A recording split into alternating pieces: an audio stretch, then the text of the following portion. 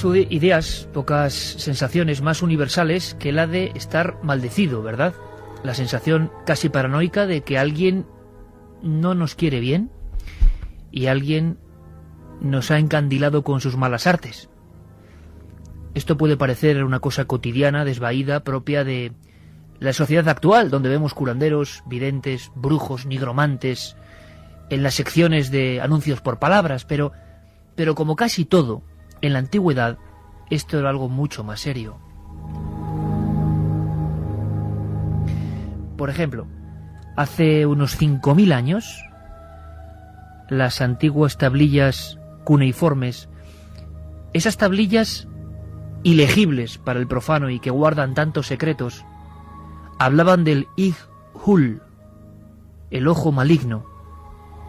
En una de esas tablillas, hace 5000 años, repito, se podía leer en esa extraordinaria escritura lo que sigue. El ojo maligno, errante, ha mirado al vecindario y ha desaparecido en la lejanía.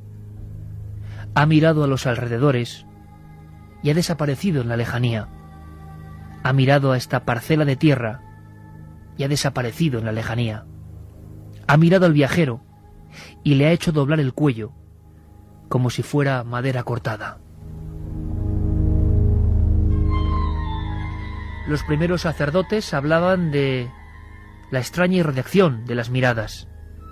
Esta noche os proponemos un viaje hacia la más célebre y perdurable quizá de las maldiciones, lo que en España se llama mal de ojo, el extraño poder de los ahojadores, las personas capaces, por ejemplo a un niño, de transmitirles una enfermedad. Evidentemente la visión mecanicista actual piensa en sugestión, en efecto placebo tanto para enfermar y para sanar, y en cuestiones puramente biológicas. Pero como decimos, en la antigüedad, esa antigüedad donde los hombres y mujeres, por ejemplo, sentían la majestad y el poder de ciertos lugares, y sabían que el cosmos y la realidad se fracturaba y hacían especial a una persona o a un enclave, esos hombres y mujeres creían, y aún siguen creyendo, en sus encarnaciones o generaciones, en ese poder. Porque, como repito, si hay algo universal, es eso, el poder de algunas personas sobre otras. Hemos registrado incidencias desde lo más profundo y remoto del tiempo. Hemos visto que hay libros muy bien documentados, importantísimos, donde se habla de esta mala ciencia del ojo. Escuchad. Triple diferencia de fascinación. Una es poética o vulgar, otra física o filosófica, otra, en cambio, mágica o supersticiosa. Se dice fascinación poética o vulgar, aquella según la cual se dice que los hombres son fascinados por la visión o mirada activa del fascinante o de algún envidioso que alaba o que mira a otro maliciosamente, daño que suele acaecer más bien a los muchachos hermosos que a los feos. Hay otra fascinación física o natural, y esta mejor se puede decir infección o contagio, como cuando uno es dañado por la mirada de otro, por emitirse vapores del ojo del dañante al ojo del que va a ser dañado. La tercera y más frecuente diferencia de fascinación es aquella que se dice mágica, y ella depende del maleficio del demonio, y puede definirse así. Fascinación es una acción perniciosa y maligna, lograda por arte de los demonios, por un pacto expreso o tácito de los hombres con el demonio.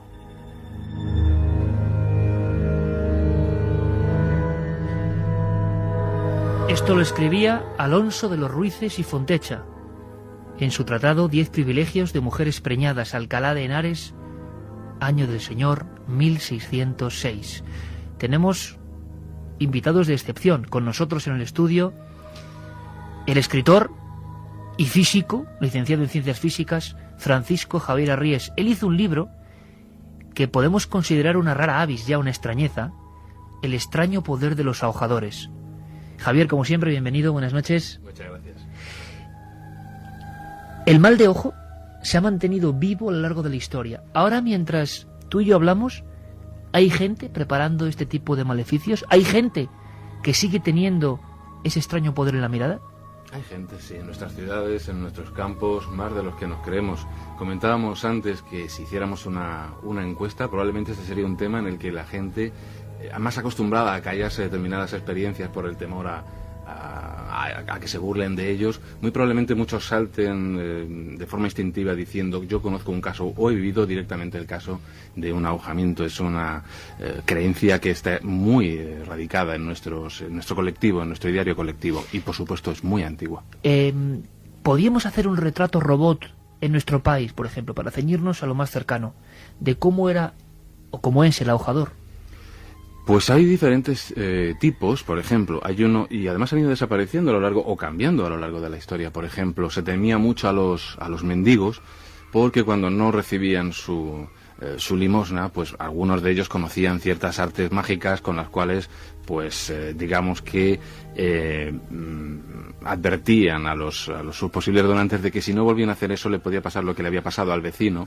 Y por ejemplo, una de las formas de ahojar era justamente depositar ese influjo que sale de la mirada en agua o en aceite, y según algunas tradiciones, justamente a la medianoche o entre la medianoche y el alba, se pasaban con un cuenco de aceite y ese agua, y echaban ese agua en la puerta del vecino, que el cual al pasar el dintel pues recibía ese influjo nefasto, ¿no? Este tipo de ahojador, por ejemplo, ahora se ve menos, pero todavía puede ver uno en algunas ciudades, yo lo he visto incluso, como si no le das una limosna, por ejemplo, a determinados personajes, pues te hacen, de algunas etnias incluso que mantienen vivas muchas tradiciones milenarias, pues te hacen determinados gestos. Si tú les respondes con un contragesto de contraataque, se asustan y se echan hacia hay atrás. gestos de ataque y de contraataque. Efectivamente. ¿Cómo vamos a aprender esta noche? Me encanta.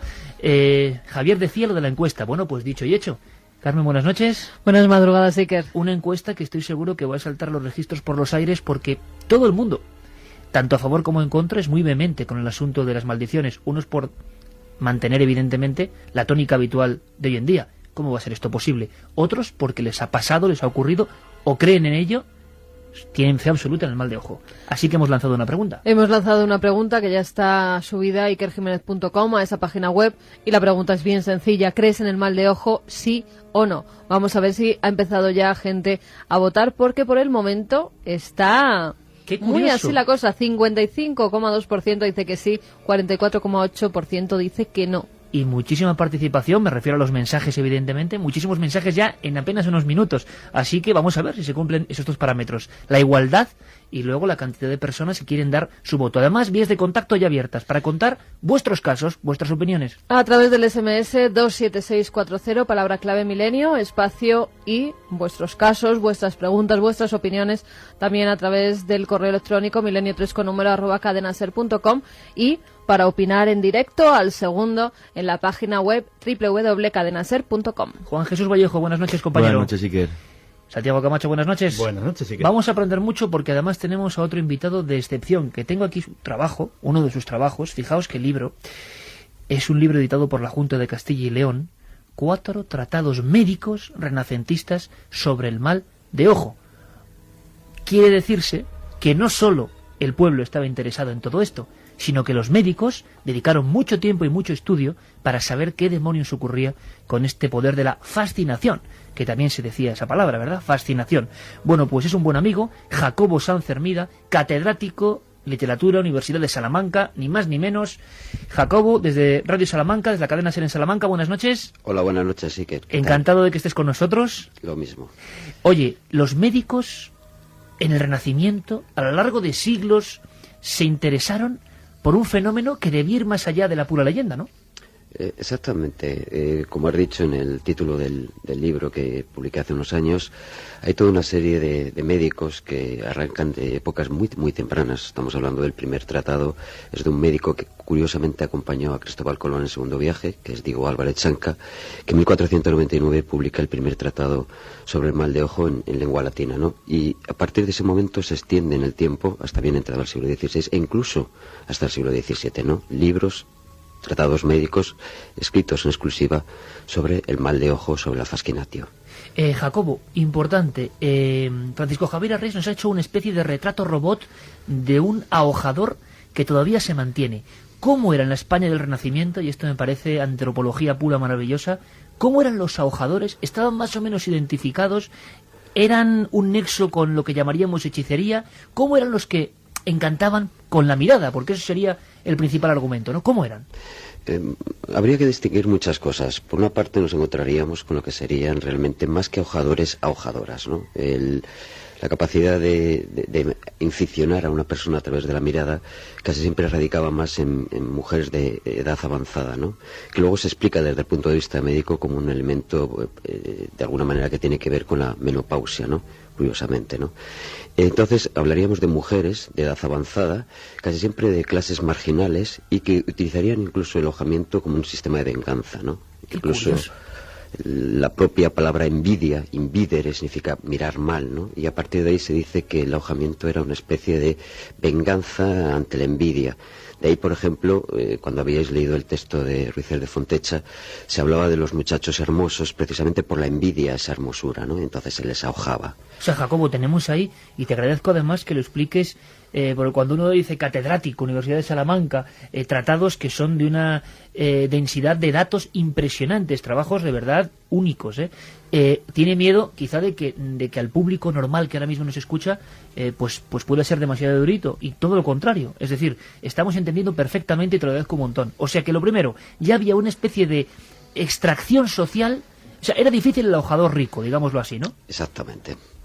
Y no solo eso, sino fíjate que, curiosamente, uno de los tratados de ahojamiento más conocidos, no es un tratado médico, sino es un tratado que está a caballo entre la erudición, pero también hasta cierto punto la superstición, es el de Enrique de Villena, el mal llamado Marqués de Villena, ¿no? Pues bien, Enrique Villena escribe su tratado a petición del secretario de Juan II, y realmente lo escribe, creo yo, en un ámbito cortesano, porque la nobleza de aquella época, estoy hablando de la primera mitad del siglo XV, tenía miedo precisamente de que sus hijos o ellos mismos pudieran ser ahojados o fascinados por personas que tuviesen envidia, ¿no? Entonces había una especie de intento de información de hasta qué punto ese tipo de mal podía afectarles, ¿no? O sea que había una preocupación real que ahora nos puede parecer lejana, pero que entonces era auténtica. Javier, yo no me resisto a preguntarte, esos últimos coletazos, imagino que sobre todo en la España rural o en las afueras de muchas ciudades, el signo y el contrasigno. Por ejemplo, ya hemos visto una batalla entre ahojador y persona que conoce ese código. ¿Cómo es? ¿Qué ocurre? ¿O a ti qué te ha pasado? Cuéntanos un poco la escena esa de alguien que se sorprende cuando ve que la otra persona conoce los códigos. ¿De dónde vienen esos códigos? Del mismo sitio que genera la propia creencia en el mal de ojo, evidentemente. Son creencias milenarias, y el mismo que conoce el gesto mediante el cual él pretende o cree que está enviándote su fluido maléfico, no solamente ya a través de los ojos, a veces se apoya también, pues eso, en la punta de los dedos. Ajá. Todo esto viene en relación con la idea de que tú estás proyectando de algún modo una especie de fluido mágico, o de que, bueno, que ha ido cambiando la nomenclatura con los tiempos, pero que, bueno, es conocido desde por ejemplo, los autores griegos como Platón o Plotino ya planteaban el hecho de que alguna especie de irradiación salía del ojo del fascinador hacia el objeto de esa fascinación, ¿no? Entonces, bueno, ha ido cambiando. Los mesmeristas, por ejemplo, han intentado buscar un nuevo nombre, digamos que una nomenclatura más física o más a una adecuada energía a su tiempo. desconocida, Claro, que podía afectarnos, magnetismo, ¿no? Lo llamarían. Los ocultistas le dan otra serie de nombres también. El caso es que sería eso, una especie de influencia que tú puedes proyectar en ese pensamiento mágico, en esa idea mágica, a través de determinados órganos especiales del cuerpo, como son las puntas de los dedos, los ojos, que son, pues como dicen muchos refranes, las luces del alma, ¿no? Los ojos son el sol y la luna simbólicos de nuestro propio microcosmos, y evidentemente, pues el que cree en ellos, el que creen que puede él mismo fascinar, evidentemente cuando utiliza sus herramientas de proyección y tú le devuelves de algún modo alguno de esos gestos mágicos, hay muchos, por ejemplo, entre los judíos, pues hay un típico gesto que se parece mucho además al típico... ¿Sí? ¿A lo de Star Trek? Exactamente. Hay unas... mira, Santi tendría mucho que una decir de muleta. Larga vida y prosperidad. Talismanes cabalísticos, por ejemplo, de ese tipo se utilizaban también contra el ahojamiento, y el hacer ese gesto contra un ahojador en el mundo semita, en determinados ámbitos cabalistas, pues era conocido en Gerona y en escuelas de ese tipo. El hecho de, por ejemplo, pues utilizar la típica figa también para proyectar. Es decir, la figa no solamente es un objeto que se cuelga. Antiguamente, o en la antigüedad clásica, por ejemplo, era fácil encontrar a gente que, ante la sospecha de que el de enfrente le estaba ahogando, le hiciera la señal de la figa. Es decir, juntara sus dedos índice y medio y atravesar el pulgar en ese simbolismo absolutamente sexual que alude a las fuerzas creativas del universo, o ese gesto que ahora mismo se ha quedado pues como un gesto ofensivo, ¿no?, que es levantar el dedo medio de la mano. Y bueno, pues esos gestos se representan en amuletos, en talismanes, pero también eran gestos que se realizaban contra el ahojador y tenían un simbolismo mágico del cual pues muchas veces ahora ha quedado sencillamente ese gesto obsceno, ¿no? Interesantísimo. Santiago, tú me comentabas antes que, por ejemplo, Grecia, cuna del pensamiento occidental, tenían mucho miedo a los niños que fueran ahogados. Sí, la creencia en el mal de ojo en Grecia todavía sigue muy enraizada, y lo llaman el matiasma. Y curiosamente una práctica que se llevaba a cabo desde hasta hace bien poco, no solamente en Grecia, sino en buena parte de Europa y hasta en Asia, en la India, por ejemplo, era que a los niños varones, y muy especialmente a los primogénitos, en una época sobre todo preindustrial, en la que la prosperidad futura de los padres dependía de esos hijos varones, porque las hijas se iban a casar y se iban a ir, pero ellos iban a ser el soporte de su vejez, iban a trabajar las tierras, y la mortalidad infantil de los niños era mucho más elevada que la de las niñas. Pues todo eso les hacía muy vulnerables a ese mal de ojo. ¿Cómo evitarlo?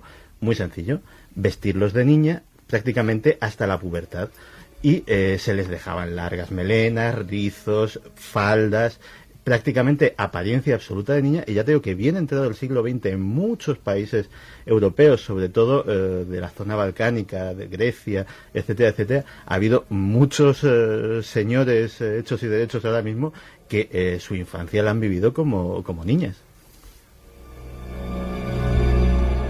Además, los griegos asociaban también el color azul de determinada forma, sobre todo el de los ojos azules, a ese mal de ojo. Los posibles ahojadores podían tener ojos azules. Vamos a seguir viajando. Quiero que escuchéis otra frase, otra de esas frases que pueden jalonar esta conversación de amigos interesados en un asunto que ha preocupado en nuestro país y en el mundo entero, pero que sorprende, ¿no?, por escrito, la seriedad, el análisis, y en ocasiones también incluso los propios médicos creían profundamente en lo que podía estar ocurriendo. ¿Qué remedios? Salen preguntas en mi mente. ¿Qué remedios? ¿Cómo se transmitía estos maleficios entre las castas de ahojadores? ¿Era una cuestión puramente sanguínea o se aprendía de algún lado? ¿Había lugares donde uno podía aprender esta brujería de ahojar? En fin, vamos a ir resolviendo cuestiones. Ahora, estas frases de la historia. Puede creerse que el hombre tiene comercio con el demonio maligno, de manera que se crea que daña al hombre, del que se sirve el demonio malo como un instrumento de su maldad, hiriendo por los ojos con fuerza enemiga y espiritual. Puede también creerse, como acerca de los restantes afectos admirables, que se ha de buscar una fuerza celeste contraria a la vida humana, impresa en los ojos, así como asimismo puede creerse probablemente que una fuerza opuesta, saludable y benéfica en los ojos de algunos, ha manado del cielo, y que por la intervención de esta facultad, aquellos primeros llamados lasnudos y los posteriores ahojadores, sanan en espíritu y con el tacto, llamado alexiacos, o que alejan los males, o vulgarmente bendecideras.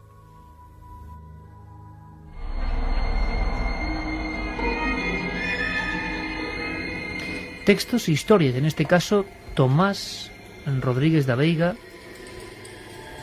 Relecciones sobre el ahojo, publicado en Sevilla en 1560. Jacobo, ¿los médicos se dividían también en grupos? ¿Había médicos escépticos? ¿Todos eran escépticos? ¿O había quien pensaba que estábamos ante una realidad psicofísica inexplicable? En principio, realmente yo creo que gran parte de los médicos coincidían en hablar de una fascinación natural que sería objeto de estudio médico, estudio clínico en el sentido estricto de la palabra, ¿no? Hay que pensar una cosa. Cuando al principio el primer texto que has leído, que hemos escuchado, veíamos como precisamente había una distinción de determinado tipo de fascinatio, ¿no? La fascinación natural era la que era objeto del estudio médico, y por esa vía los médicos no tenían problema para desentrañar lo que sería su diagnóstico, su curación, su preservación. El problema sobre todo es esa otra fascinación diabólica en la que los médicos o físicos de la época no se atrevían a entrar y dejaban en manos de los teólogos o de miembros de la Inquisición, ¿no? Que realmente es la que hasta cierto punto es la que se ha ido transmitiendo con el paso del tiempo, ¿no? Hay detalles incluso, Carmen, de elementos muy concretos para hacer el retrato robot definitivo y que toda la gente tenga, aunque lo tienen muy claro por lo que estoy viendo, lo que va llegándonos ahora mismo en tiempo real de vuestras comunicaciones. Había señales que la gente interpretaba, y nos ponemos en nuestro país de nuevo, hace unas cuantas generaciones, para sospechar que un ahojador estaba actuando.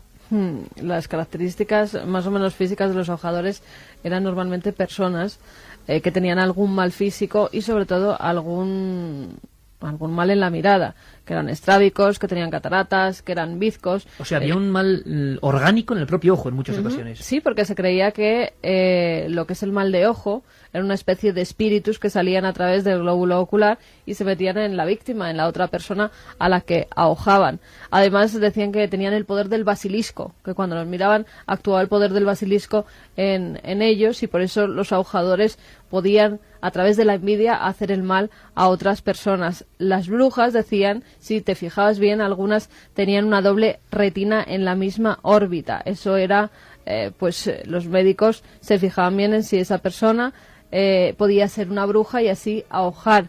Y también contaban con el poder del demonio. Muchos de ellos se atribuían al poder demoníaco, que podían echar ese mal a las personas. ¿Pero qué podían hacer con esos ahojamientos? Incluso en la literatura irlandesa se les llama mordedores de ojos, que es terrible. Eye beaters, así se llama a los ahojadores allí, que me pareció una palabra horrorosa, mordedores de ojos. Además se decía que emitían un fluido muy poderoso que salía a través del ojo y encantilaba a la persona a la que queríamos hacer daño. Elementos para seguir poniendo piezas a este puzzle, Javier. Habitualmente hemos dicho personas, mendigas en muchas ocasiones, con cierto conocimiento que venía ¿de dónde? ¿Directamente del mal o directamente de una madre, abuela, bruja en el mismo oficio? En realidad el perfil es más amplio, es decir, sí es claro que la mayor parte de las veces se le echa la culpa de ser un ahojador a personas, pues por ejemplo, mendigos de bajo estrato social, pero casi podríamos decir que incluso a todos los que son diferentes, a los que realmente eran un poco repudiados por la comunidad. Por ejemplo, una típica acusación contra etnias, por ejemplo, como eran los agotes o los vaqueiros de Alzada, etcétera, era precisamente que eran ahojadores, ¿no? O sea, las etnias malditas españolas tan conocidas y las que hemos hablado, apartadas, también tenían poder de ahojar. Sí, se les achacaba ese poder. Entonces todo lo que les resultaba un tanto extraño, por ejemplo, en países en los que, como comentábamos antes, en países en los que la coloración del cabello o de los ojos no es la propia, o eso resulta extraño ver, por ejemplo, a personas de ojos azules, se achaca a personajes que evidentemente chocan en esas latitudes, ver a personajes de un tono azul fuerte, se les achaca el hecho de que también ahojan. Los pelirrojos también en muchas culturas, por ejemplo en Egipto tuvieron serios problemas los pelirrojos en determinado momento porque eran asociados al dios Set, y además el dios Set está asociado también al ojo de Apophis, curiosamente. Apophis, esa serpiente maligna que también tiene bastante que ver con el mal de ojo. Hay una vertiente cosmológica dentro del mal de ojo. Fíjate que en el primer texto que leías, sumerio, ese ojo se mueve. Entonces, realmente en muchas mitologías, en la mitología babilónica, por ejemplo, ese dragón primordial, el ojo del dragón primordial se mueve esparciendo el mal, el caos, el desorden por el mundo. Entonces, cualquiera que es diferente, aquel que no está en el orden establecido, es un poco como el aliado de esas fuerzas del caos, del desorden, y llama la atención, y muy a menudo se le achaca el poder de ahojar. Entre los irlandeses, por ejemplo, entre los Tuatha de Danann, los Fomoré, todos esos pueblos que aparecen en el Liber Gabalá, el libro de las conquistas, pues el típico ahojador, por ejemplo, es justamente una anciana deforme, pero a más no poder, es decir, es una anciana con una sola pierna, con un solo brazo y con un solo ojo.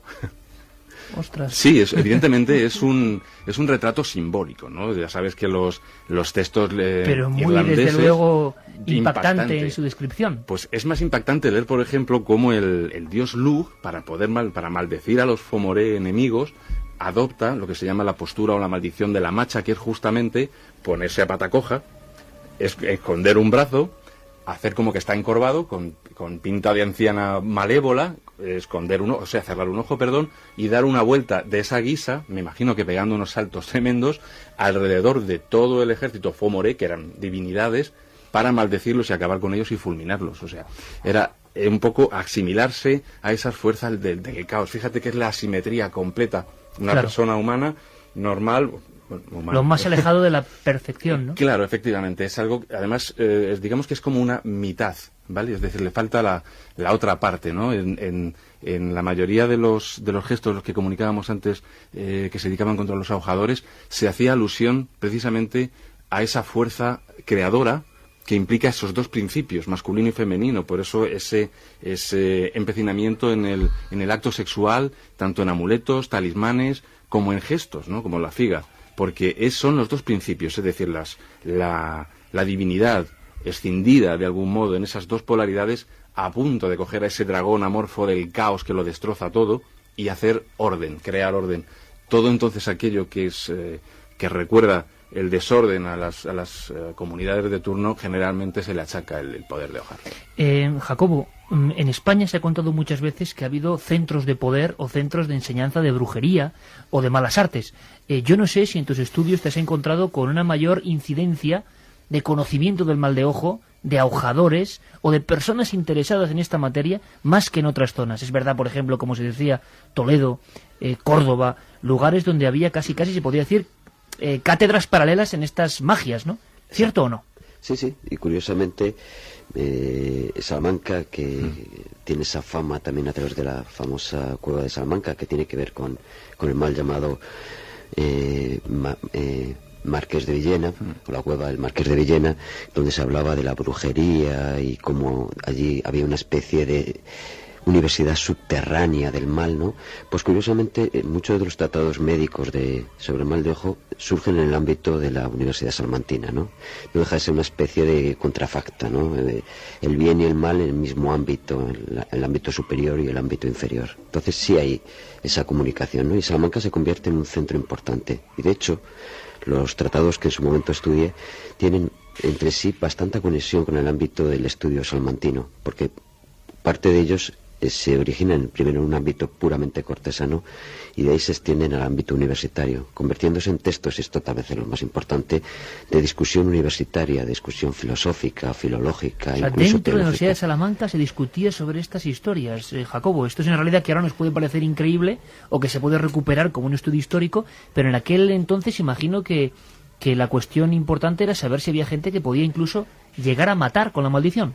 Exactamente, y pensando además sobre todo en esa doble vertiente de lo que sería la fascinación natural, objeto de estudios médicos y por lo tanto de personas en el ámbito intelectual interesadas por definir y de alguna manera delimitar el poder de una enfermedad que se relacionaba directamente con lo que sería cualquier tipo de enfermedad pestífera, ¿no? Era una epidemia, posiblemente se pasaba de padres a hijos y habría la opción evidentemente de enfermar a través de la vista, como el que enferma a través de un catarro, a través de los microbios, en este caso utilizando un vehículo tan sumamente perfecto como es la visión, ¿no? Y de nuevo el problema de la visión, si es capaz o no de emitir unos rayos infectos o no.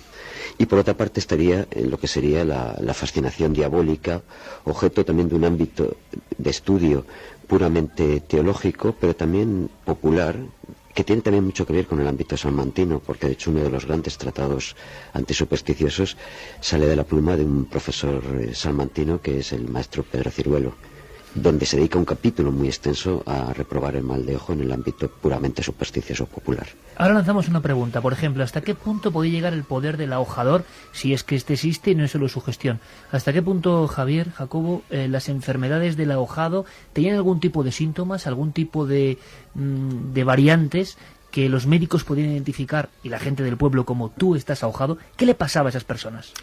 En el ámbito popular generalmente se distingue entre envidia y mal de ojo, es decir, digamos que se les da un origen común a ambos, pero la envidia es una especie de mal más liviano o más ligero, por decirlo así, que es capaz de producir, pues... es un grado menor en el ahogamiento.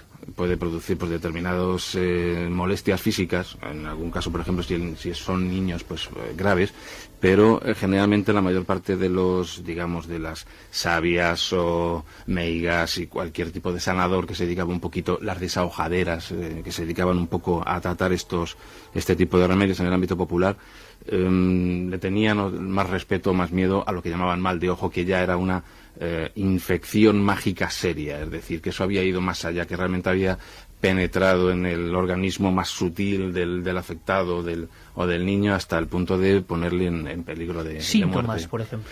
Pues síntomas generalmente son el primero decaimiento, es decir, cosa que está asociada a muchas enfermedades culturales como el mal de Filo en Asturias, etcétera. El niño va perdiendo vitalidad. Se fija mucho en el caso de mal de ojo en la bibliografía, aparece como uno de los síntomas a reconocer o a buscar en el afectado es la falta de brillo en los propios ojos, por ejemplo, es dentro de este pensamiento mágico indicio de que se está escapando a la vitalidad, de que la vida se le va. De que Qué descripción también más gráfica de nuevo, Javier, ¿eh? Claro. Falta de brillo en los ojos, ¿no? Sí, evidentemente el inconsciente colectivo y sus poderosos símbolos tiene mucho que jugar en todo esto. Entonces, a partir de ese decaimiento, luego pues se suponen síntomas más graves, como la aparición pues de tenias o de lombrices, de todo tipo de parásitos intestinales, dejaban de comer, convulsiones, se quedaban muy delgados, claro, tenían mareos.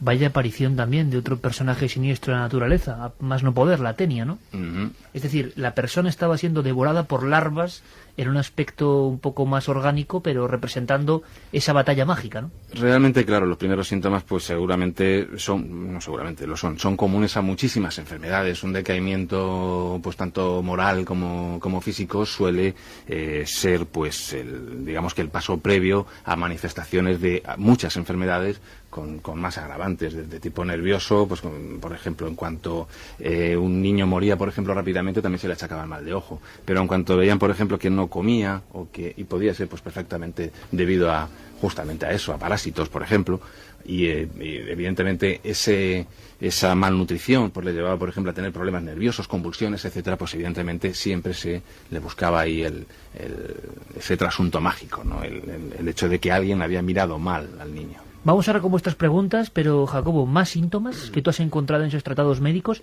síntomas claves, y luego viajaremos por África, por América, por otros lugares donde también tienen expresiones, bueno, muy bizarras. Por ejemplo, en los Andes, ese otro lugar al que siempre acudimos, pero como mezcolanza de todas las magias, había mucha posibilidad, según su tradición de ojo, en el parto. El parto como momento absolutamente vital en la vida del niño, evidentemente, y ahojadoras que tomaban placenta o tomaban sangre de ese parto para luego hacer sus maleficios, ¿no? Bueno, y no historias solo tremendas. Eso, sino que con el cordón umbilical, muchas veces, incluso en nuestro país, se cortaba un trocito porque servía de amuleto a los niños pequeños y a la familia, y se llevaba un trocito del cordón umbilical de los niños colgado entre los ropajes o metido entre la cunita del bebé. Madre mía. Jacobo, más elementos que te has encontrado de cara a los enfermos. De cara a los enfermos, realmente, más o menos lo que ha dicho Javier viene a coincidir con lo que desarrollan gran parte de estos tratados. Un efecto como depresivo incluso, ¿no? Depresivo y de enflaquecimiento rápido. Ajá. Además, hay una cuestión muy curiosa. Hoy día se explica fácilmente, ¿no? Pero, por ejemplo, las campesinas cuando llevan a sus hijos pequeños recién nacidos, que en esa época en la que los niños se les amortajaba hasta los 40 días más o menos, pues la mayoría de ellos, evidentemente, en la época del estío, pues se deshidrataban. Entonces achacaban esa deshidratación a que les habían ahogado al niño y terminaban muriéndose, pero realmente no deshidratación, ¿no? Que tenía luego toda una serie de elementos que iban posteriormente debilitando hasta hacer fallecer a ese pequeño, ¿no? Y entonces pensaban que tenía que ver con el mal de ojo. Pasaba a lo mejor una vieja cercana por ahí y decían había mirado mal al niño y le ha ahogado. Y realmente simplemente era que el niño se había quedado seco y exhausto porque no tenía los líquidos elementos que le permitían desarrollar un crecimiento normal, ¿no? ¿Cómo estará ahora la ONI 44, Carmen, la encuesta? Pues la encuesta está muy igualada. El debate de la semana en Milenio 3, ¿crees en el mal de ojo? Puedes votar en ikerjiménez.com Y por el momento han votado muchas personas, no, creen un 48,6% y sí, un 51,4%. Yo Muy creo igualado, que es la encuesta más igualada de las que hemos llevado a cabo hasta ahora.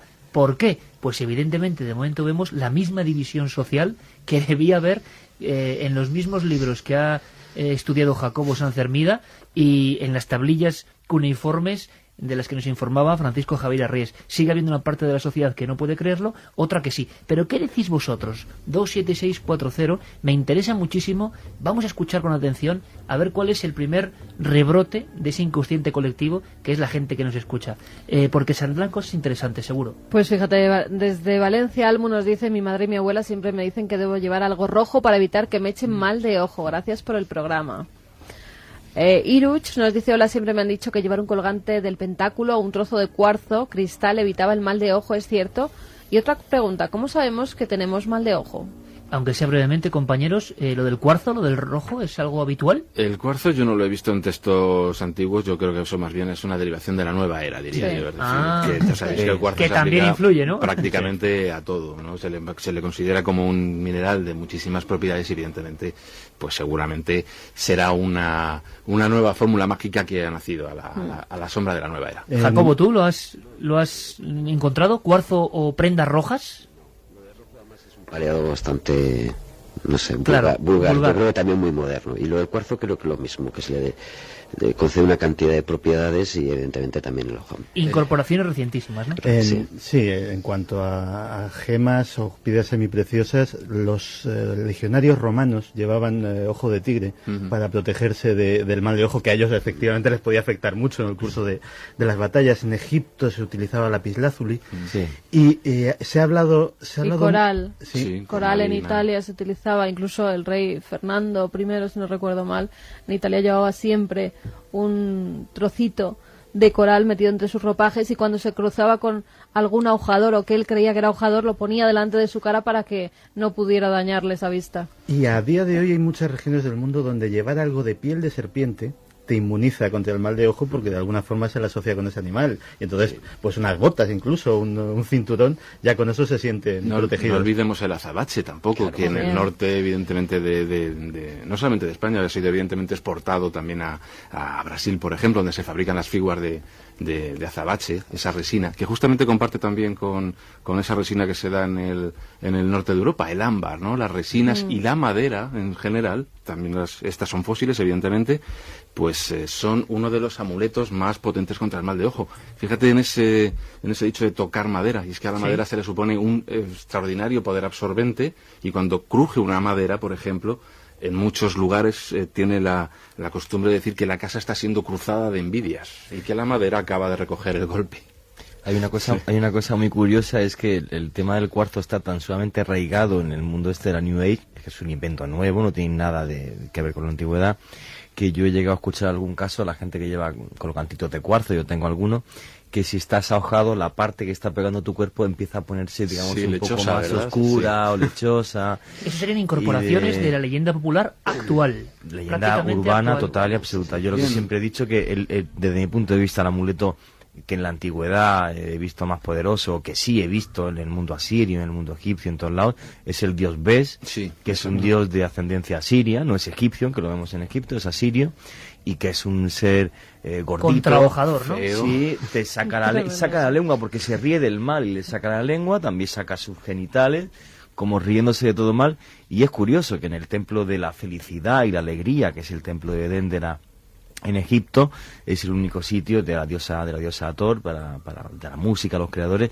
es el único sitio donde tú conforme entras a la izquierda verás una gran piedra con el dios Bes dibujado, o sea, como diciendo, en este lugar no puede entrar absolutamente nada negativo porque es el lugar donde la diosa da creatividad e imaginación a toda la gente del Ahora país del vamos Nilo. con Es muy remedios, curioso. si os parece. Vamos a ver Muy más curioso. remedios. Vamos a ver un poco lo que dice la gente, vamos a escuchar, mejor dicho. Percy nos dice que en Perú se usa una semilla llamada guayuro, Guairuro, es de color negro y rojo, sí, además recuerdo que compramos. Y las madres atan esa semilla a las muñecas de los recién nacidos con una cinta roja para que no le den mal de ojo.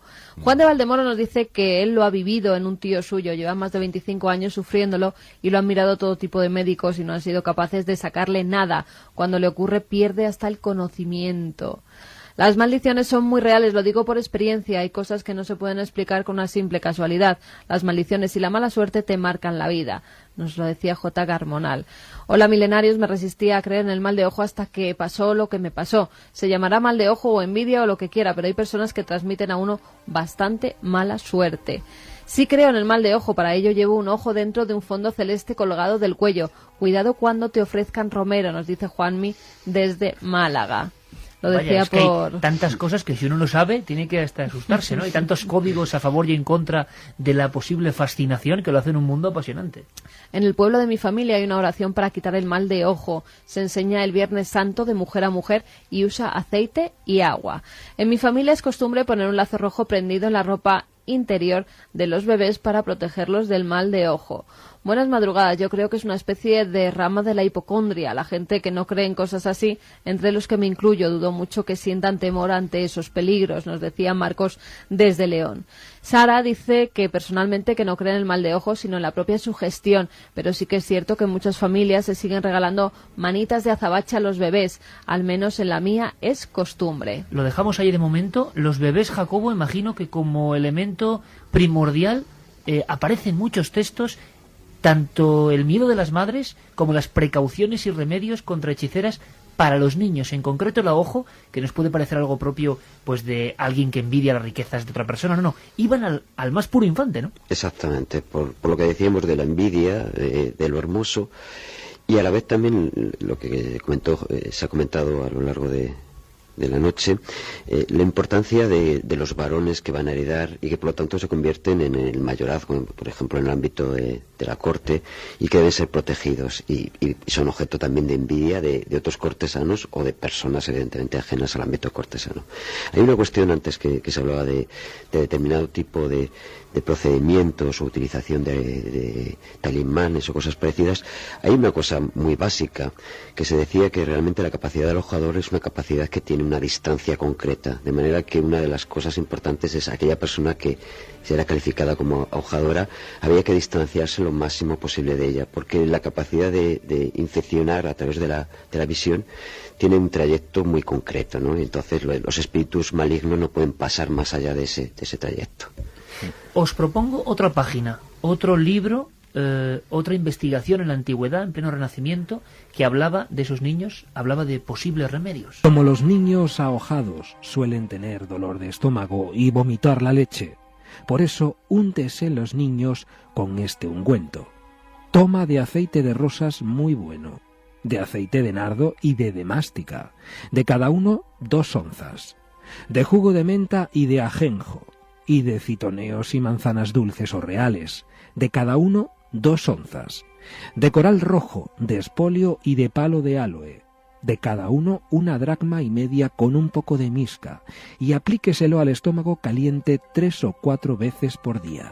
Antonio de Cartagena, Tratado del Ahojamiento, Alcalá de Henares, 1530.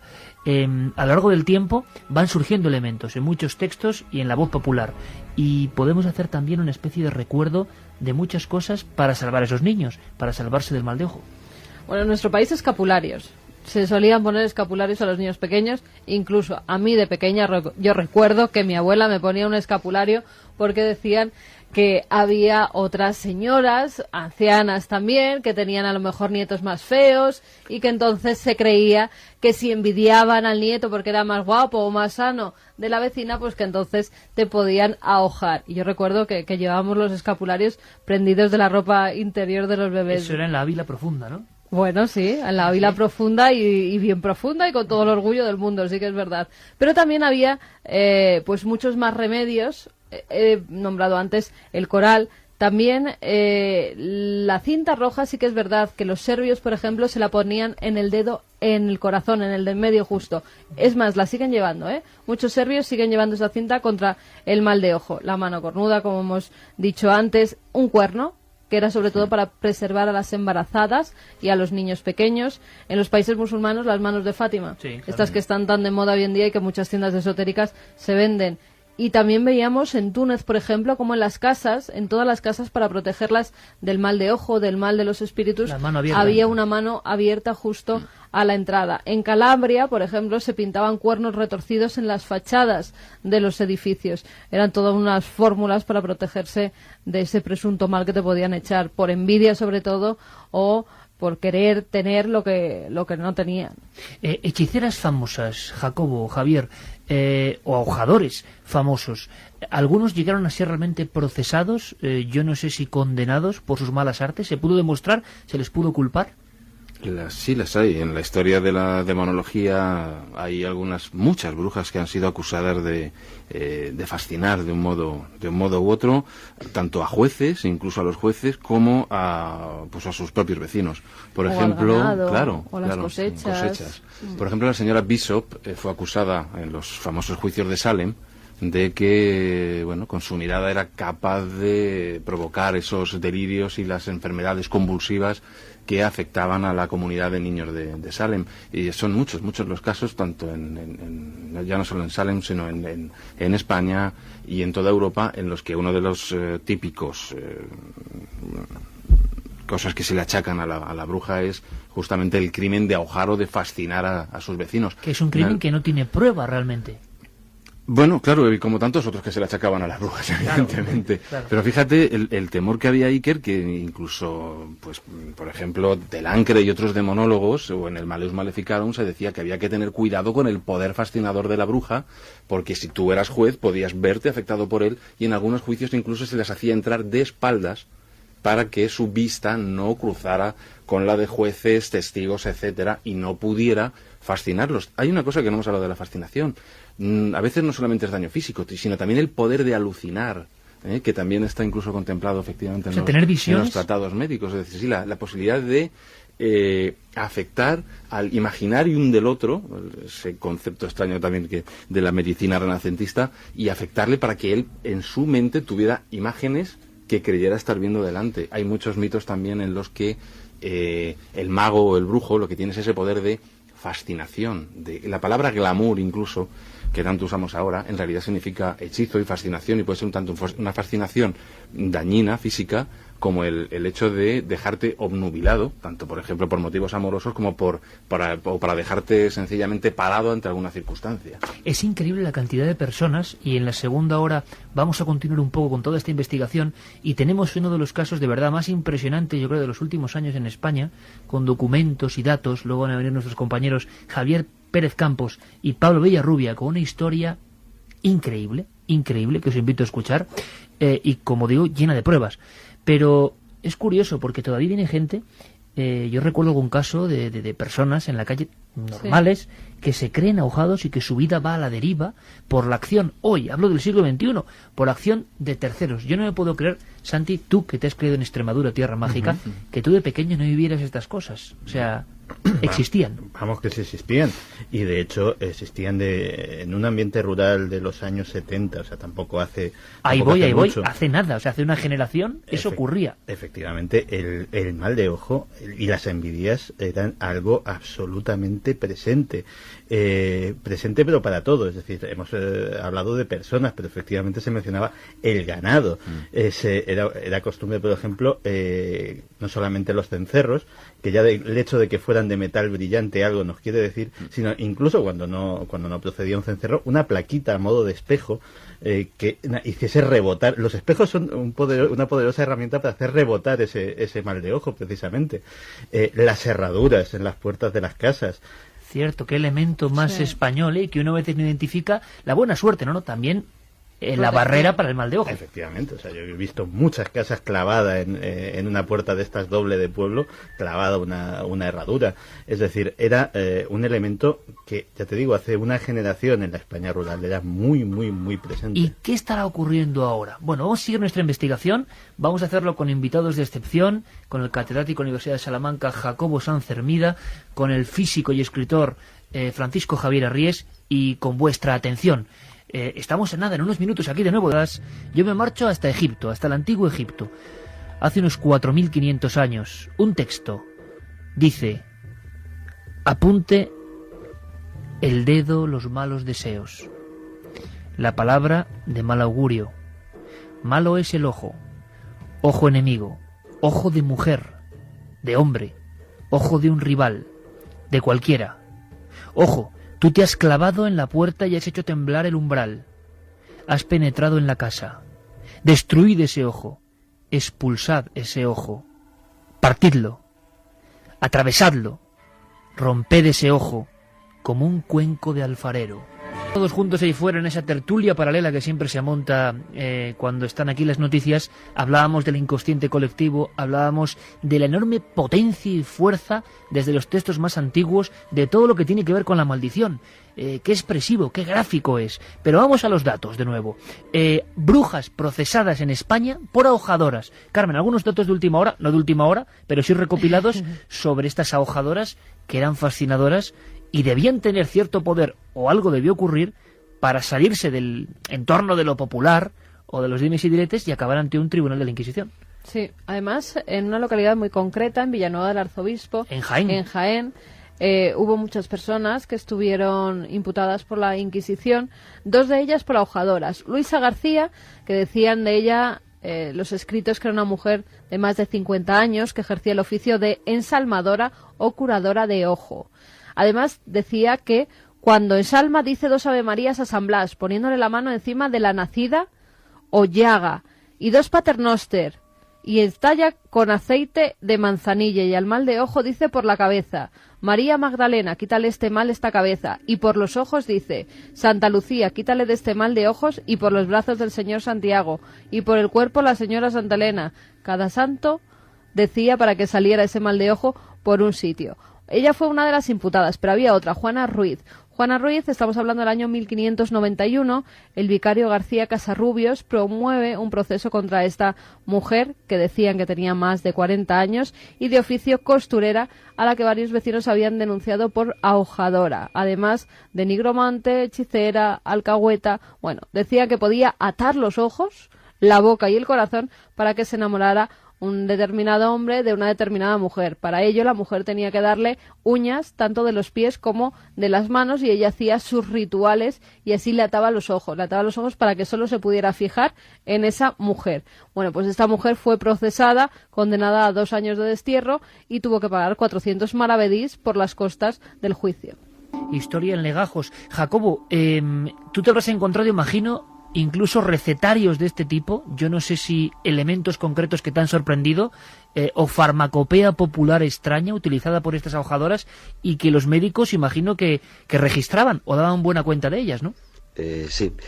Fíjate que lo que acabamos de escuchar realmente es algo habitual, es decir, hay una gran cantidad de procedimientos y autos inquisitoriales en los que aparece precisamente la figura de la hojadora, la mujer casi siempre, como se ha dicho, de 40 a 50 años y con una serie de características muy parecidas. De todas formas, si pensamos en hojadoras, la hojadora por excelencia es la propia Celestina, ¿no? La Celestina, esa figura literaria, pero que se convierte en algo más que una figura literaria, ¿no? Y además es muy curioso lo que se acaba de decir de este carácter de la fascinación de amor, ¿no? De la fascinatio amoris, que era uno de los tipos de fascinación, ¿no? Y sobre todo la filocaptio, la capacidad para tanto ligar amores como para desligar amores, y su relación directa, evidentemente, a través del ahojamiento o de la fascinación, ¿no?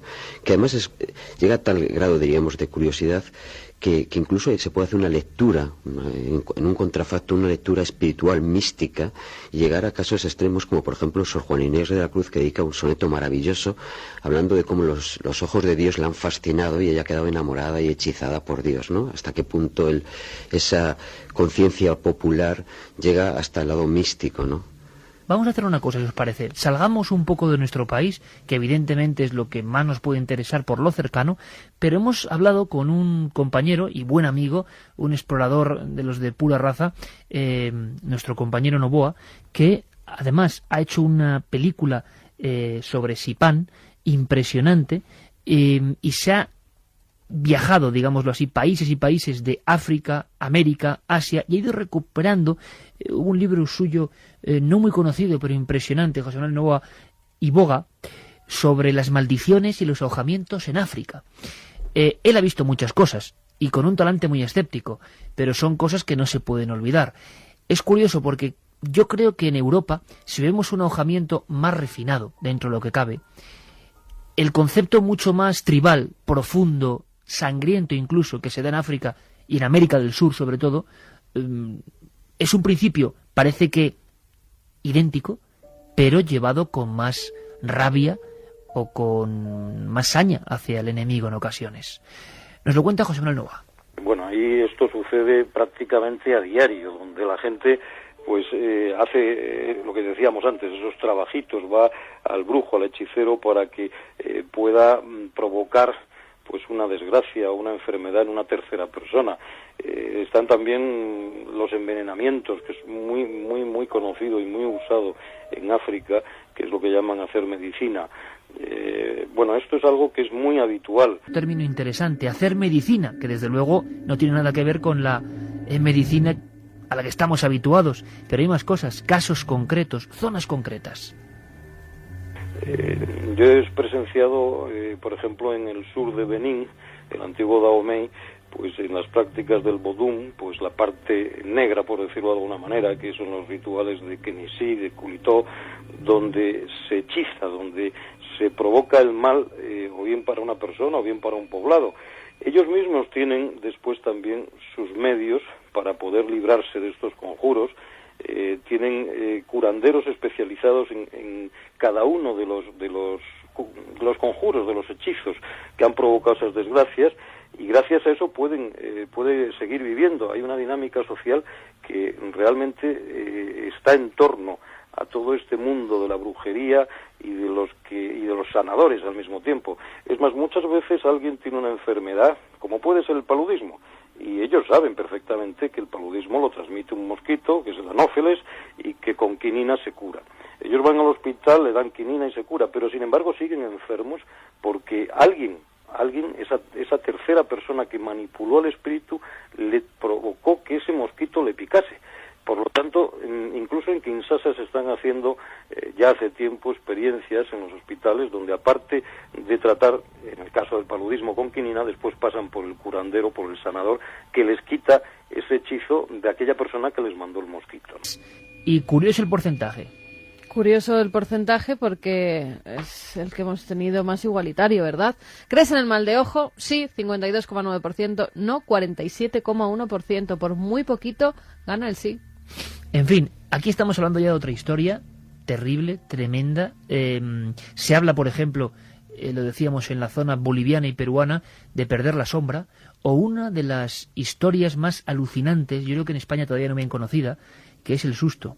El susto en los Andes es perder tu sombra, que en el fondo está hablando de unas cosas tan profundas y llevadas al lenguaje del campo, la sombra por la caída, por ejemplo, de un niño, la caída o una enfermedad muy brusca.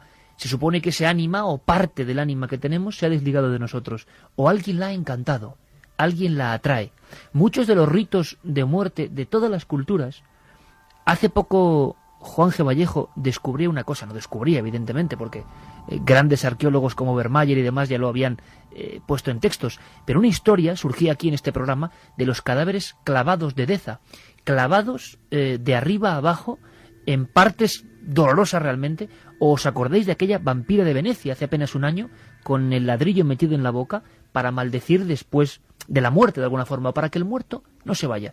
Las cabezas de los jíbaros, que en el fondo es que el enemigo se mantenga ahí, encerrado en una especie de microcosmos de su propia cabeza formada de pellejo ennegrecido. Bueno, pues así muchos casos. En los Andes, el susto, la enfermedad cultural, la enfermedad de alguien que, por ejemplo, a mí me lo contaban en Perú, ha roto sin darse cuenta una huaca. Ha entrado en una zona arqueológica, la zona arqueológica siempre es donde duermen los ancestros, y ha roto algo. Pues ese hombre va a ir enfermando, o, ¿os acordáis? Los huaqueros, ladrones de tumbas, que poco a poco, y hemos estado allí, iban convirtiéndose en calaveras. Unos hablan de antimonio, otros de desenfardelar muertos y que un virus se te meta en el cuerpo, pero muchos acudían a el ahogamiento que puede ser provocado por un muerto. América, otra tierra donde el mal de ojo es absolutamente cotidiana. Sí, lo que pasa que ahí lo que tú comentabas, o sea, América es un puzzle tremendo, porque de un lado tenemos toda la parte caribeña, con la cantidad de religiones afroamericanas que hay, donde se mezcla todos los rituales de vudú, de religión yoruba que vienen del centro de África, con las religiones animistas de allí, más el cristianismo, lo cual ya la mezcolanza brutal, donde se habla siempre de un mundo muy espiritual y muy de espíritus, y más que una persona que te ahoje o que te eche, que con su mirada sea capaz de llevarte de transmitirte una maldición, ahí es un espíritu el que se encarga de fastidiarte la vida, de estar contigo, de hacer, es un espíritu maligno el que te envían y te mandan para que te fastidie. Entonces, claro, es que son prácticamente guerras entre brujos, porque tú te vas a Cuba, te vas a Guanabacoa, por ejemplo, que está cerca de La Habana, la cuna de la santería, donde estaban todos los esclavos, y entre los brujos se llevan a matar.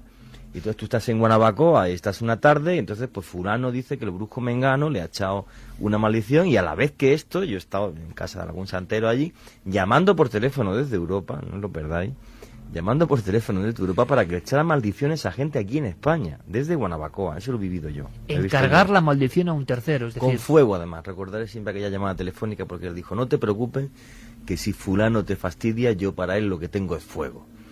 Esa es una vertiente de este mundo americano. Luego hay otra vertiente que es la hispana, y es que nosotros les hemos llevado el mal de ojo a toda la gran cantidad de gente que hay allí, exactamente con las mismas connotaciones que tenían en Asiria, en Egipto, y de la misma forma. Y luego está el mundo tribal que no está contaminado por religiones africanas, sino el mundo amazónico. Pero que tiene mal de ojo también. Claro, por supuesto, pero es que allí el mal de ojo es terrorífico. Reverte Coma lo comentaba en un libro suyo, como en Panamá, cuando él investigó aquel libro maravilloso de Médico contra Chamán. Efectivamente. Entonces él, cuando entra en contacto con las culturas ancestrales panameñas, como son los indios emberás, como son los indios cunas, pues claro, él se encuentra con una cosa en la selva que es muy curiosa, y dentro del mundo o sea, los aborígenes emberás es una gente digamos aguerrida, que además están muy separados por los cunas. Se llevan fatal de toda la vida. Primero porque el emberá conquistó la selva gracias al poder del veneno, a que cuando un emberá castigaba, le daba un flechazo a un cuna, el cuna moría, mientras que los cunas no conocían el veneno, tuvieron que huir. Eso hizo que luego, más tarde, en los siglos XVI y XVII, los corsarios se aliaran con los indios cunas y los españoles con los emberá, con lo cual se han llevado fatal toda la vida. Bueno, pues esas luchas de brujos terribles y terroríficas entre unos y otros, por estas guerras que duran, en el fondo, ya más de 1000 años, son terribles. Pero ahí siempre no vale solo con el poder de la mirada. Tiene que ser que haya una maldición por parte de otra persona y que haya habido un ritual. Lo que pasa que los síntomas son los mismos. Y es terrorífico, porque todo empieza con un decaimiento de la persona. Ahí se le llama, siempre igual. En Panamá se le llama que se está secando. Le llaman que se está secando. Y siempre empieza con, bueno, pero es una depresión que es capaz de llevar, porque la persona está tan convencida de ello, que es capaz de llevar a una persona a la muerte. O sea, es que se mete en la cama y ni médico ni nada. Yo lo decía Reverte Coma en este libro. O sea, yo he tenido la suerte de conocer ese mundo en Verá tan cerrado. Y realmente, o sea, allí el tema de las maldiciones está a la orden del día, pero cuando alguien te dice que se está secando, vete al brujo y al médico, vete a los dos, porque es que en 2 semanas, 3 se te ha muerto. Es que se opone a comer, no come y se muere. Y el mundo andino, el mundo quechua, como tú dices, es todavía más enrevesado, ¿no? Más enrevesado, porque igual que no hay una tradición arqueológica en ese tipo de, pues el Alto Amazonas, por ejemplo, el mal de ojo, pues están los guiruros, como decía Carmen, que son unas semillas que se utilizan para el mal de ojo, pero tanto en el mundo maya, por ejemplo, que tiene una gran cantidad de ruinas, o como es, por ejemplo, el mundo andino y las antiguas culturas de la zona del Perú, están convencidos de que todos esos lugares antiguos tienen espíritus que los cuidan. Todos. En el caso del mundo maya, los aluches. Pero los aluches, esos son duendes que son traviesos o que te pueden fastidiar la vida. Hay un ritual que yo tengo en casa de cómo se hace, que se hacen con barro para darles espíritu. Pero es que te vas al mundo maya de la península de Yucatán, y yo me encontraba así de testimonios de gente que dice que ha visto aluches en las antiguas rituales, en las antiguas pirámides mayas. O, por ejemplo, cuando entrevistaba a Rushdie, que fue la persona que descubrió, que investigó Caral y que demostró que las pirámides en América tenían pues tanto más antigüedad que en Egipto, ni más ni menos que hace 5.000 años en la costa del Perú, pues me decía que era imposible tocar una pirámide ni un ápice de desierto sin que por la mañana se hiciera una ceremonia con fuego a ciertos dioses, más bien porque el valle, que es el valle del Supe, viene de la palabra supai, que es demonio, con lo cual tenía que ser con fuego, con lo que se hace, y ya lo más, no sé si llamarlo terrible o duro que he visto, duro sí, porque es el infierno en la tierra, aquello es el infierno en la tierra, que es en las minas de Potosí, el ritual que hay que hacer cuando se entra por la mañana a la mina. Ten en cuenta que estás en los reinos del Supai, del demonio, y entonces pues todas las galerías, que yo creo que hay más de 300 galerías hechas a mano. Hoy día no se saca plata, lo que se vende es zinc, una de las cosas más tóxicas del mundo. Ten en cuenta que los niños empiezan a trabajar con 14, 15 años. Entonces la ceremonia consiste en mascar hojas de coca, dejarlas encima del Supai. Yo tuve la suerte de poder hacerlo, encenderte un cigarro, mascar hoja de coca, y luego tienes que beber alcohol de 96 a palo seco, todos los días antes de entrar. No, así ves a la gente con 30 años con silicosis destrozados. Pero si a algún minero se le ocurre entrar y no rendir pleito al Supai, sus mismos compañeros le echan a palos de la mina. Claro, una ritualidad constante. O sea, es ese otro mundo que siempre está aquí, pero en muchas vertientes, porque América Latina culturalmente es muy compleja. Muy compleja. Jacobo, rituales en España, es decir, antiahojadores o para maldecir, porque estamos viendo que en nuestro país, por ejemplo, están apareciendo, tú te acuerdas, el corazón aquel en Gójar, Granada, sí, hombre, y claro, tantas historias, aparecen vísceras, aparecen cosas que muchas veces son trabajitos, era quien manda en aquel claro, caso, para maldecir a otros. Bien, en la España del Renacimiento, Jacobo, que sobre todo tú has investigado, también había estos rituales. Ya no hablamos de maldecir, sino de que la bruja, el hechicero, se iba y hacía determinadas cosas, o eso pertenece más a la leyenda. No, realmente sí había casos, porque de hecho todo lo que se ha estado comentando antes del ámbito inquisitorial, la cantidad de datos que recogen precisamente todas esas condenas a brujas o a brujos, se habla de casos concretos, de experiencias, de personas que delatan y que cuentan historias, y viene a coincidir más o menos todas en cosas que se han dicho. También lo más curioso, cuando hace un momento se hablaba de hacer medicina, es que precisamente hay que distinguir muy bien, por una parte, lo que serían los tratados médicos en el ámbito de la medicina tal y como nosotros lo entendemos, es decir, médicos que han sido profesionales formados en un ámbito universitario y que han ejercido la medicina, y que por lo general ejercen la medicina en un ámbito de personas con relaciones económicas fuertes, y frente a eso estaría realmente todo este mundo de curanderos, de gente que hace medicina y que sirve tanto para curar como para crear una enfermedad, ¿no? Es decir, ahojadores y desahojadores. ¿Por qué recurre la gente a los desahojadores o a los ahojadores? Recurre porque realmente muchas veces no tenía dinero o capacidad económica para relacionarse con los médicos, o también porque muchas veces la distribución geográfica en la que se situaban no les permitía tener relación directa, ¿no? La gente de las zonas rurales donde no había un médico se echaba mano de la bendecidera, que era la que desahojaba, pero también a la vez podía ahojar. Lo mismo pasaba con el caso que decíamos antes de ligar o desligar amores, ¿no? Es decir, la doble faceta, la doble capacidad, ¿no? Y casi siempre coincidía, no había localidad en cualquier pueblo de Castilla o de Extremadura o del norte de España donde no hubiese una mujer, casi siempre mujer de cierta edad, que tuviese esa doble faceta para crear una enfermedad o para curar la enfermedad, ¿no? Qué curioso ese poder ambivalente, ¿no? La luz y la sombra en la misma persona. Exacto. Qué curioso. Vamos a hacer una cosa, porque finalizando este recorrido por la historia, lógicamente muchas personas están pensando, ¿y qué pasa ahora, no? ¿Qué ocurre ahora? ¿Qué está pasando ahora en una urbe como Madrid, como Salamanca? ¿Existe esto? ¿Se ha desterrado por completo? ¿Se ha puesto otro embozo y otras capas en esta época, por ejemplo, de crisis, donde dicen que los videntes, hechiceros, curanderos están haciendo su agosto? O sea, los únicos que salen a flote en la crisis son estos. Es increíble.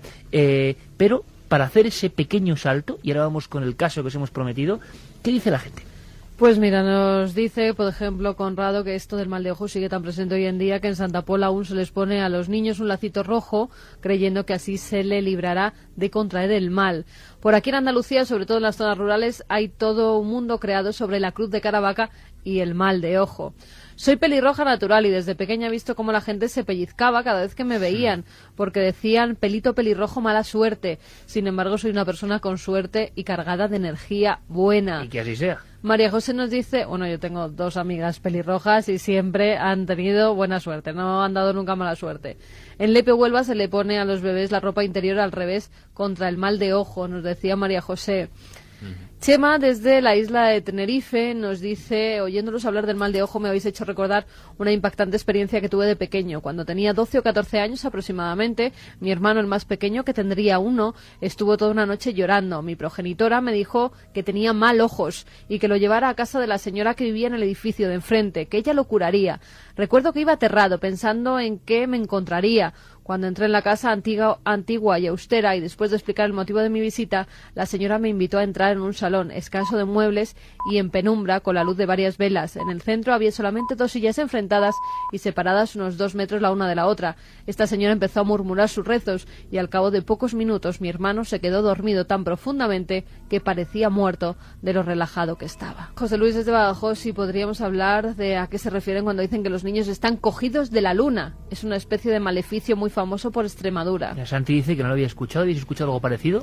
En Asturias, por ejemplo, también hay la creencia... ¿Alunados? Sí, exacto. De que la luna, en determinadas fases y en determinadas circunstancias, puede dejar diferentes secuelas o males en los niños. Buenos días. Psicológicas, perdona. Nada, buenos días desde Shanghái y buenas noches para todo vuestro equipo, que es genial, y a todos los oyentes. Mi mamá decía que para el mal de ojo poner una prenda al revés. Saludos, chus. Fíjate qué curioso, desde Asturias y desde Shanghái nos cuentan la misma historia. Sí. En Turquía es muy común el conocido como ojo turco, que protege a quienes lo llevan de las malas miradas de algunas personas, decir que son muy bonitos. Yo mismo tengo uno de imán en mi frigorífico, nos decía Álvaro. Juanje, yo llevo una foto del Dios ves de fondo en el móvil desde una vez que lo dijiste en el programa, pero creo que es para la puerta de casa, ¿no? Besos a todos, Patri de Lugo. Lo suyo sería que lo pusieras justo enfrente de la puerta de tu casa. Chifedi nos dijo que estando desesperada me leyeron las cartas y me dijeron que tenía un mal de ojo. Uno de los remedios que dio fue poner en la puerta de entrada de casa un escapulario y la supuesta ahojadora dejó de entrar. Yo creo que el resumen, y seguimos recibiendo vuestros mensajes, es que esto continúa, pero que imagino que el efecto es en quien cree en ello. Y desde luego, qué sencillo es esos hechiceros actuales, que incluso yo creo que no tienen ninguna conexión con lo que podía ser una función social antigua, y que claro, lo primero que te hacen es decirte que tienes una maldición y que seguramente otro que es un colega que está conchavado con él te la puede quitar. ¿Cómo veis el asunto hoy? Aunque sea brevemente, compañeros, ¿existe hoy el mal de ojo? ¿Eso ha quedado en las catacumbas del tiempo? ¿O hay gente que todavía debe tener algún destello de este tipo? ¿O gente que lo sigue empleando para el mal? ¿Qué opinas? Yo creo que hay que separar ahí 2 ámbitos, uno el urbano, otro el rural, no solamente aquí sino en toda Europa. Por ejemplo, algo comentando así como una anécdota, en Francia y en Bretaña es costumbre que algunos hechiceros se entrenen para ahogar y se pongan delante de árboles en el supuesto incluso de que algunos, los muy poderosos, son capaces de resquebrajar la madera y hacerla arder, o incluso se ponen con sapos delante para... ya sabéis que el sapo puede tener una mirada fija y si te pones delante de él con el brillo, el pobre bicho asustado evidentemente también se queda mirando. Se supone que el ahojador así puede reforzar su mirada con el riesgo, el peligro de que el sapo sea más potente que él y al menos tener un dolor de cabeza, sino algo peor. Es decir, en algunos lugares no solamente se cree en ello, sino que hay hechiceros que todavía se entrenan en ello. Algo que no tengo constancia que se siga haciendo, se hacía en la Europa y en la España renacentista, era ponerse diferentes colirios para diferentes tipos de maldiciones. Maldición, por ejemplo, de sangre o de violenta, ponerte un colirio que yo me imagino que estaría hecho con plantas asociadas a Marte, conociendo un poco lo que era la magia renacentista que nos cuenta pues Agripa y toda esa serie de eruditos del Renacimiento, para ligar, hacer ligaduras amorosas, pues evidentemente con plantas asociadas a Venus, etcétera, y eso, por ejemplo, ha ido desapareciendo, o yo al menos no tengo constancia de que ya se haga. Rural, pues evidentemente tú puedes ir a determinados lugares en Asturias, en el norte, y tú vas a encontrar los cencerros, y la gente usando los cencerros no porque sean bonitos y suenen bien, sino porque evidentemente defienden a su ganado de la mirada envidiosa. Y, por supuesto, además, recordando lo de los cencerros, recuerdo, por ejemplo, que ya los romanos tenían los tintinábila, que eran unos amuletos también con forma de falos, y de los que colgaban campanillas para sorprender al ahojador y dejarle un poco impactado y que no se concentrara en su pensamiento dañino. Y yo ahora me iría un poco al al tema urbano. Yo creo que en el tema urbano se ha desarrollado una variedad de sanadores, entre comillas, cuyos objetivos más que sociales son económicos y que incluso llegan pues a grados de picaresca como el siguiente. Todos conocemos el típico método para ver si alguien está ahogado, de la gotita de aceite y tal, y sabéis que si el aceite se comporta de manera antinatural, se hunde, se dispersa de forma violenta una gota fuera de otra, se supone que está ahogado. Es decir, si hacer la prueba pocos van a quedar como ahogados. En pocos casos vamos a ver cómo el aceite se hunda. Estos no, lo invierten. Te voy a hacer la prueba. ¿Ves cómo el aceite flota? Estás ahogado. Hasta ese grado. Muy español, ¿no? Son 6.000 euros. Exacto. Hasta ese grado de picardía, digamos. Sí. Pues la verdad es que efectivamente es una creencia que incluso en ambientes urbanos contemporáneos es, yo creo, imposible casi de erradicar en buena parte, porque es algo que llevamos muy enraizado. Te voy a poner un ejemplo a modo de anécdota. En el mundo de la mafia norteamericana, un mundo de hombres aguerridos, dispuestos a morir y a matar sin pensárselo dos veces, en el argot hay una palabra que es el maloic. El maloic es una derivación, es una perversión del italiano malocchio. Si a un mafioso se le amenaza con el maloic, a un mafioso norteamericano del siglo XXI, a día de hoy temblará más que si tiene un revólver delante. Es decir, estamos hablando de cosas que culturalmente tenemos enraizadas hasta los tuétanos. Jacobo, en una ciudad como Salamanca, llena de magia, pero la Salamanca de hoy, ¿queda algo de ese mal de ojo? No, en la Salamanca de hoy realmente lo que se ha dicho, quitando este tipo de, diríamos, de aprovechados, ¿no? de aprovechados, desahojadores, realmente no. Lo que pasa es que sí es verdad, por ejemplo, que en los ámbitos rurales está todavía bastante enraizado, ¿no? Desde el punto de vista que se ha comentado el caso de las miradas que son capaces de secar árboles o quebrar un árbol. Pero fíjate que en el ámbito rural interesa muchísimo lo que son las cosechas, ¿no? Y entonces la cantidad, por ejemplo, de devociones tanto a santos o a vírgenes que se tiene y que se saca al santo para bendecir a la cosecha y evitar también mal de ojo para que esa cosecha crezca y se desarrolle con gran abundancia, ¿no? Y eso es bastante habitual todavía en gran parte, no solamente de Salamanca, sino en Castilla, ¿no? O sea que esa división que ha hecho Francisco Javier Arríes, yo creo que es adecuadísima, el mundo urbano y el mundo rural, que por fortuna siguen Pero siendo dentro dos del mundos. Mundo urbano, ¿quién no tenemos antecedentes, antecesores que hayan vivido en el mundo rural y que nos hayan transmitido sus costumbres? Bueno, ahora lo de mismo, poner a los niños los escapularios, el una lacito. compañera de la cadena SER ahora mismo nos ha dicho que a un familiar le hicieron el famoso truco del huevo que salía ennegrecido. Bueno, eso hay que tener mucho cuidado porque muchos brujos, vamos a decirlo, malignos, pero en lo económico y en el aprovechamiento, incluso se ha demostrado que inyectan tinta dentro del huevo. Es decir, siempre lo comentamos, ¿no? Cuidado, porque una cosa es el folclore, la antropología, el conocimiento que nos puede dar esto, y otra cosa es auténticos desalmados que se están aprovechando además de un momento de especial debilidad, ¿no?, de la gente. Sí, de todas formas, cuando la chica esta comentaba que una vez yo comenté lo del dios Bes y tal, recuerdas que surgió a colación también de casa donde había fenómenos poltergeist y la gente iba y esta panda de ladrones del 803 y demás, pues hacían el agosto, ¿no? Es decir, que tienes aquí fantasmas o malos espíritus. Hay una cosa que sí es muy humana, y yo soy el primero que soy muy humano en eso, y es que yo soy muy supersticioso y no lo puedo evitar. Y eso también la urbe hoy día se ve, o sea que, aunque no creas en el mal de ojo, pero la gente piensa en las malas rachas, en tal, en cómo salgo, en todo eso. Y entonces, bueno, pues... Y ahí, siempre por ejemplo, cree que puede haber influencias exógenas que le afectan. Efectivamente. Pero yo pienso que ante eso no hay nada mejor, por ejemplo, entre supersticiosos perennes, como soy yo, pues bueno, pues me compro muchos amuletos, me apetece ponerme uno, me apetece ponerme otro. Pienso que es más sano, además, cuando la gente lee de esos amuletos, cuando he dado charlas en Egipto y he contado que es el ojo de Horus de verdad, o que es el escarabajo, bueno, la verdad que en la joyería me tenía que haber hecho un monumento. Y es verdad, porque claro, la gente piensa, el escarabajo para mala suerte, no tiene, señora, no es eso así tal. Entonces, somos supersticiosos por naturaleza, y algunos nos seguiremos nos moriremos supersticiosos. Lo único es no confundir eso con esos 4 aprovechados que hay en el mundo urbano, y el que todo el mundo recomiendo, pues bueno, pues cuando quiera que se pongan el dios Bes o otra serie de amuletos que hay, que se puede documentar uno muy fácil en algunos libros, lúdico, y ya ¿no? está. Tiene un aspecto lúdico, pero bueno, para mí me funciona, ya está. Y desde luego reconocer que hay gente que sigue trabajando y sigue expurgando y sacando material alucinante de la historia, de la pura historia. 2 ejemplos, pues Jacobo Sanz Hermida, nuestro amigo, que le invitamos desde ya a que nos comente historias del libro, que lo tenemos ahí pendiente, el libro antiguo como mundo apasionante, y que ha sido un placer tenerte ahí en la cadena SER de Salamanca, acompañado además del técnico que tenía por aquí el nombre, y lo acabo de... Ramón, ¿puede ser el técnico? Sí, Ramón, ¿verdad? Sí, está por ahí. Ramón Vicente, un fuerte abrazo también, compañero, para ti. Un abrazo, Jacobo, gracias por tu intervención. Gracias a ti, Iker. Un abrazo muy fuerte. Un abrazo fuerte.